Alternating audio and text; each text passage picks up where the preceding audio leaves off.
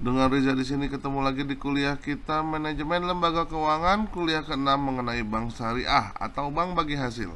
Sebelum kita mulai videonya, ada baiknya untuk diklik tombol subscribe-nya dan diklik loncengnya agar selalu mendapatkan notifikasi dari kuliah-kuliah kita selanjutnya. Sejarah perbankan syariah. Praktik perbankan di zaman Rasulullah Shallallahu Alaihi Wasallam dan sahabat radhiyallahu anhu. Di dalam sejarah perekonomian umat Islam, kegiatan muamalah seperti menerima titipan harta, meminjamkan uang untuk keperluan konsumsi dan untuk keperluan bisnis, serta melakukan pengiriman uang yang dilakukan dengan akad-akad yang sesuai dengan syariah telah lazim digunakan atau dilakukan umat Islam sejak zaman Rasulullah Shallallahu Alaihi Wasallam. Rasulullah Shallallahu Alaihi Wasallam dikenal dengan julukan Al-Amin. Dipercaya oleh masyarakat Mekah menerima simpanan harta hingga pada saat terakhir sebelum hijrah ke Madinah.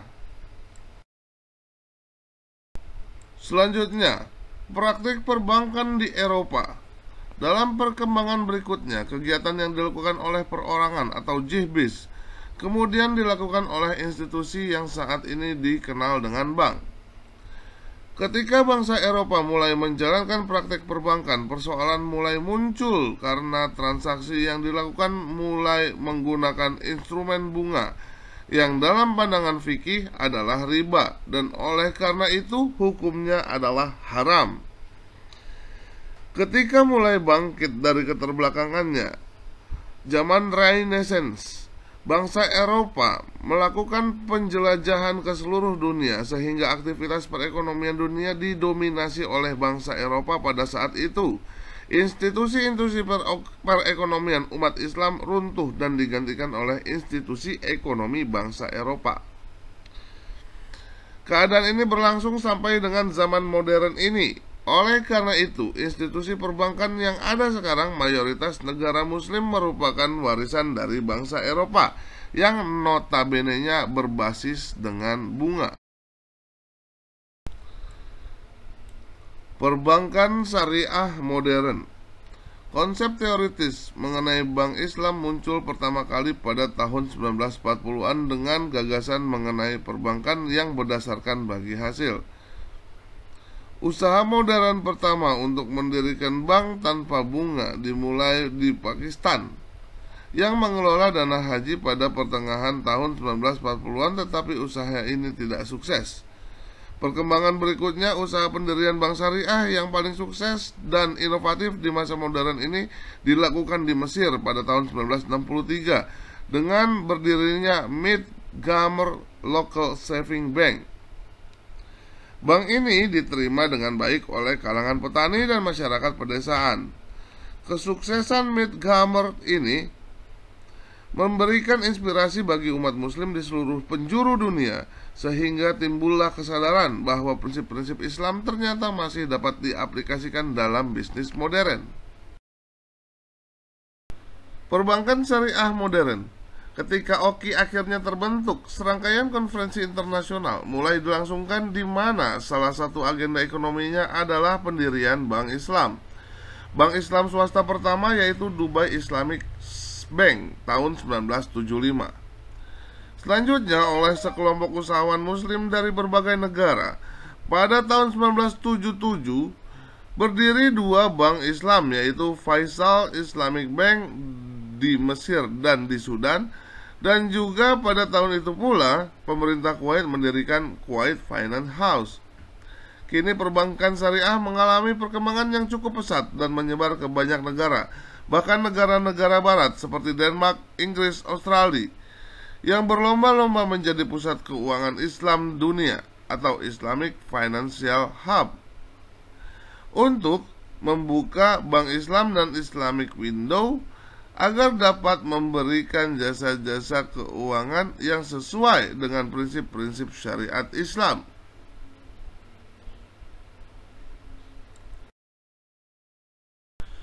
Perbankan syariah di Indonesia. Deregulasi perbankan dimulai tahun 1983. Pemerintah Indonesia pernah berencana menerapkan sistem bagi hasil dalam pekreditan yang merupakan konsep dari perbankan syariah. Pada tahun 88, pemerintah mengeluarkan Faktor 88 yang membuka kesempatan berdirinya beberapa usaha perbankan yang bersifat daerah yang berasaskan syariah juga mulai bermunculan. Selanjutnya, inisiatif pendirian Bank Islam di Indonesia pada tahun 1980. Sebagai uji coba gagasan perbankan Islam dipraktekkan dalam skala yang relatif terbatas, diantaranya di Bandung, yaitu Bait At-Tamwil Salman ITB, dan di Jakarta Koperasi Ridho Gusti. Tahun 90, sebagai hasil kerja tim perbankan MUI tersebut, berdirilah bank syariah pertama di Indonesia, yaitu Bank Muamalat Indonesia, yang sesuai akte pendiriannya berdiri pada tanggal 1 November 91, dan sejak tanggal 92 Bank Muamalat Indonesia resmi beroperasi dengan modal awal sebesar 106 miliar 126 juta 382 ribu rupiah. Prinsip-prinsip dasar syariah. Bank syariah adalah bank yang beroperasi sesuai dengan prinsip-prinsip syariah. Ada 3 pilar pokok dalam ajaran Islam, yaitu yang pertama, akidah. Adalah komponen ajaran Islam yang mengatur tentang keyakinan atas keberadaan dan kekuasaan Allah. Yang kedua adalah syariah, yaitu komponen ajaran Islam yang mengatur tentang kehidupan seorang muslim, baik dalam bidang ibadah maupun dalam bidang muamalah, yang merupakan aktualisasi dari akidah yang menjadi keyakinannya. Dan yang terakhir adalah akhlak, yaitu landasan perilaku dan kepribadian yang akan dicirikan dirinya sebagai seorang muslim yang taat berdasarkan syariah dan akidah yang menjadi pedoman hidupnya, sehingga disebut memiliki akhlakul karimah. Sementara indikator prinsip syariah yang pertama adalah keadilan, yaitu berbagi keuntungan atas dasar penjualan real sesuai dengan kontribusi dan resiko masing-masing pihak. Yang kedua adalah kemitraan, yang berarti posisi nasabah, investor atau penyimpan dana, dan pengguna dana serta lembaga keuangan itu sendiri sejajar sebagai mitra usaha yang saling bersinergi untuk memperoleh keuntungan. Yang ketiga adalah transparansi. Lembaga keuangan syariah akan memberikan laporan keuangan secara terbuka dan berkesinambungan agar nasabah investor dapat mengetahui kondisi dananya. Dan yang keempat adalah universal, yang artinya tidak membedakan suku, agama, ras, dan golongan dalam masyarakat sesuai dengan prinsip Islam sebagai rahmatan lil alamin. Selanjutnya adalah prinsip-prinsip syariah yang dilarang. Yang pertama adalah maisir. Menurut bahasa maisir, berarti gampang atau mudah. Menurut istilah, maisir berarti memperoleh keuntungan tanpa harus bekerja keras. Maisir sering dikenal dengan perjudian, karena dalam praktek perjudian seseorang dapat memperoleh keuntungan dengan cara yang mudah. Yang kedua adalah goror, yaitu bahasa goror berarti pertaruhan. Menurut istilah goror, berarti sesuatu yang mengandung ketidakjelasan, pertaruhan, atau perjudian.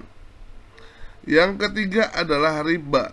Makna harfiah dari kata riba adalah pertambahan atau kelebihan, pertumbuhan, atau peningkatan.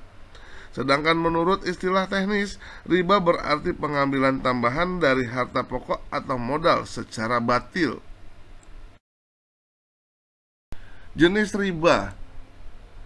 Menurut para ulama fikih, riba dibagi menjadi 4 macam. Yang pertama, riba fadl, yaitu tukar menukar dua barang yang sama jenisnya dengan tidak sama timbangannya atau takaran yang disyaratkan oleh orang yang menukarkan.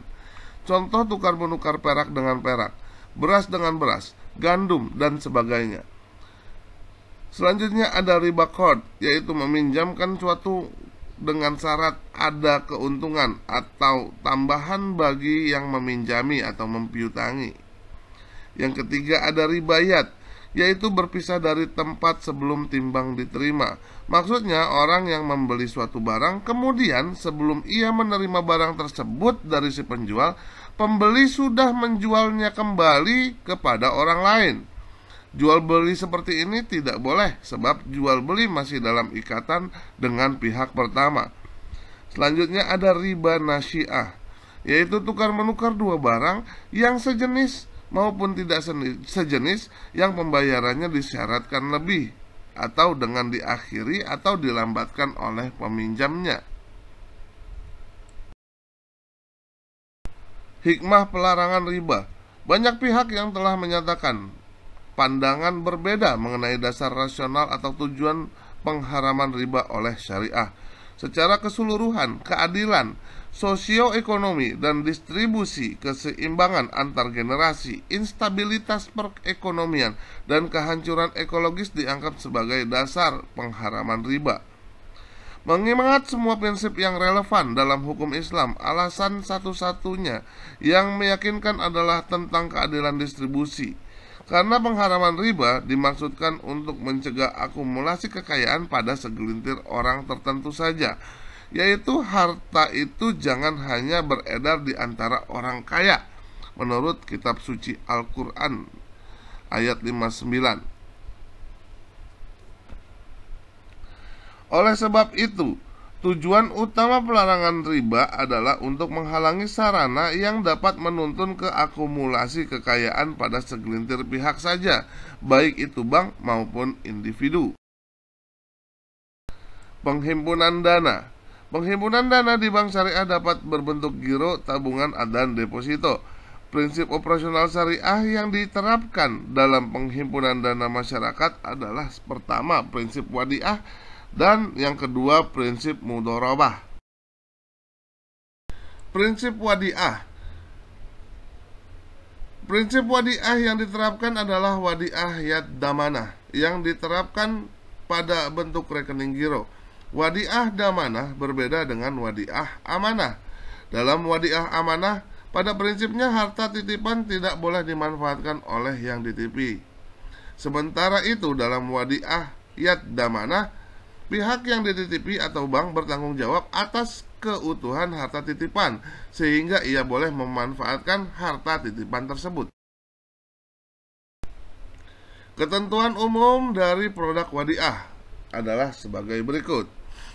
Keuntungan atau kerugian dari penyaluran dana menjadi hak milik atau ditanggung oleh bank, sedangkan pemilik dana tidak dijanjikan imbalan dan tidak menanggung kerugian. Bank dimungkinkan memberikan bonus kepada pemilik dana sebagai suatu insentif untuk menerima dana masyarakat, tapi tidak boleh diperjanjikan di muka. Bank harus membuat akad pembukaan rekening yang isinya mencakup izin penyaluran dana yang disimpan dan persyaratan lain yang disepakati selama tidak bertentangan dengan prinsip-prinsip syariah. Khusus bagi pemilik rekening giro, bank dapat memberikan buku cek, biliet giro, dan debit card. Terhadap pembukaan rekening, bank dapat menggunakan pengganti biaya administrasi untuk sekedar menutupi biaya yang benar-benar terjadi. Dan yang selanjutnya adalah ketentuan lain yang berkaitan dengan rekening giro dan tabungan tetap berlaku selama tidak bertentangan dengan prinsip syariah. Mudharabah. Prinsip mudharabah, dalam mengaplikasikan prinsip ini, penyimpan atau deposan bertindak sebagai sahibul mal atau pemilik modal, dan bank sebagai mudharib atau pengelola. Dana tersebut digunakan bank untuk melakukan mudharabah atau ijarah, seperti yang telah dijelaskan terdahulu. Dapat pula dana tersebut digunakan untuk melakukan mudharabah kedua. Hasil usaha ini akan dibagi hasilkan berdasarkan nisbah yang disepakati. Dalam hal bank menggunakannya untuk melakukan mudharabah kedua, maka bank bertanggung jawab penuh atas kerugian yang terjadi. Rukun mudharabah juga harus terpenuhi semua. Rukunnya adalah ada mudharib, ada pemilik dana, ada usaha yang dibagi hasilkan, ada nisbah, dan ada ijab qabul. Prinsip mudharabah ini diaplikasikan pada produk tabungan berjangka dari deposito berjangka.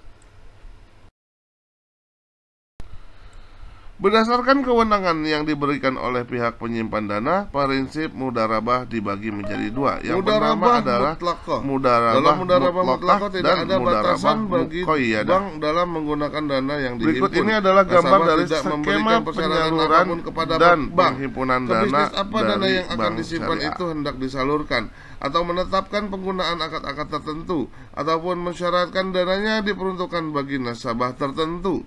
Jadi bank memiliki kebebasan penuh untuk menyalurkan dana ke bisnis manapun yang diperkirakan menguntungkan. Dari penerapan mudharabah mutlaqah ini dikembangkan produk tabungan dan deposito, sehingga terdapat dua jenis penghimpunan dana, yaitu tabungan mudharabah dan deposito mudharabah. Mudharabah muqayyadah on balance sheet.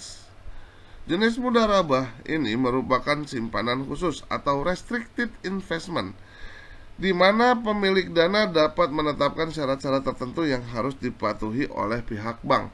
Misalnya disyaratkan digunakan untuk bisnis tertentu, atau disyaratkan digunakan dengan akad tertentu, atau disyaratkan dengan menggunakan dana untuk nasabah tertentu.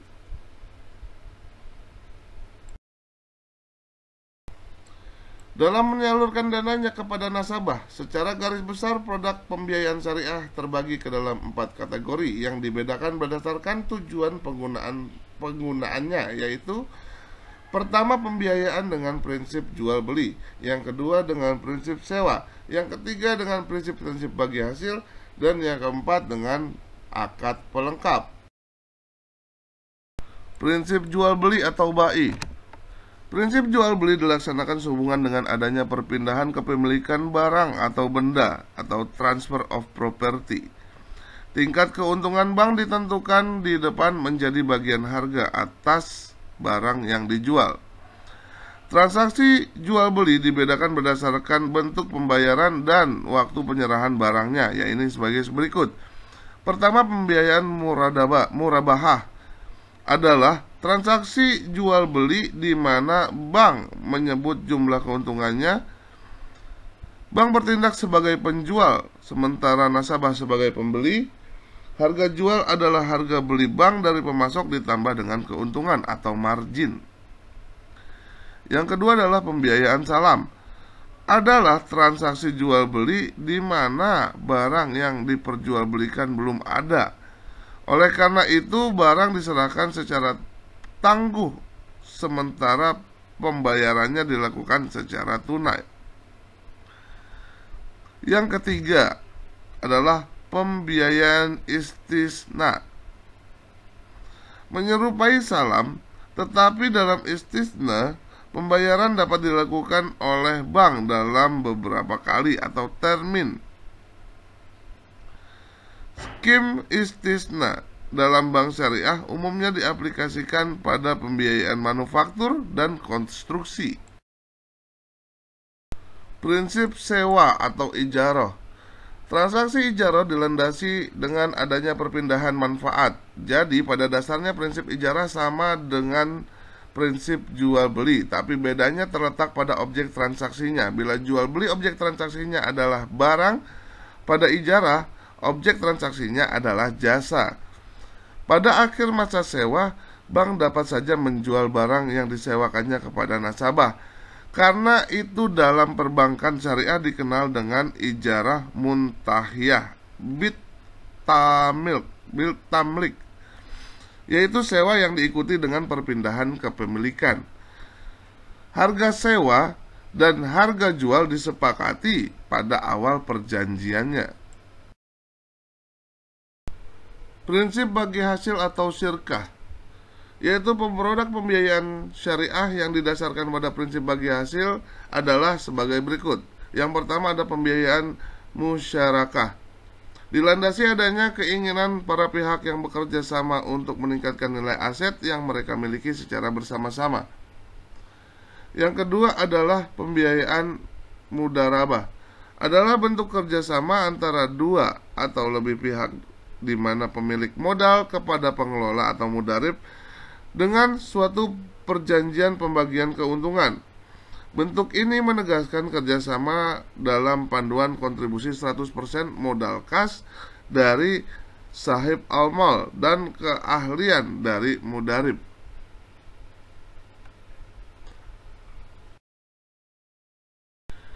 Produk jasa perbankan lainnya, yaitu layanan perbankan di mana bank syariah menerima imbalan atas jasa perbankan di luar fungsi utamanya sebagai lembaga intermediasi keuangan.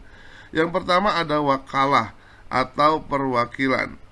Berarti penyerahan, pendelegasian atau pemberian mandat, yaitu bank yang diberikan mandat oleh nasabah untuk melaksanakan suatu perkara sesuai dengan amanah atau permintaan nasabah. Yang kedua ada kafalah, merupakan jaminan yang diberikan oleh penanggung kepada pihak ketiga untuk memenuhi kewajiban pihak kedua antara yang ditanggung.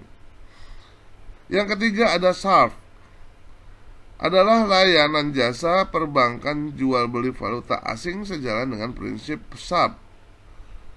Yang keempat adalah qard, adalah pemberian harta kepada orang lain yang dapat ditagih atau diminta kembali.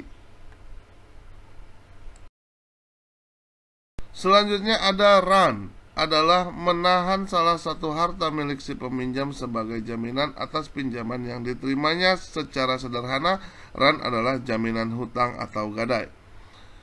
Yang keenam ada hiwalah, adalah transaksi pengalihan utang piutang. Dalam praktik perbankan syariah, fasilitas hiwalah lazimnya untuk membantu supplier mendapatkan modal tunai agar dapat melanjutkan produksinya. Bank mendapat ganti biaya atas jasa pemindahan utang. Yang ketujuh ada ijarah. Selain menjadi landasan syariah produk pembiayaan, yaitu sewa cicil, juga menjadi prinsip dasar pada jasa perbankan lainnya, antara lain layanan penyewaan kotak atau simpanan atau SDB. Yang terakhir adalah al-wadiyah, yaitu selain menjadi landasan syariah produk tabungan atau termasuk giro, juga menjadi prinsip dasar layanan serta jasa yang dilaksanakan administrasi dokumen atau kustodian. Bank mendapatkan imbalan atas jasa tersebut.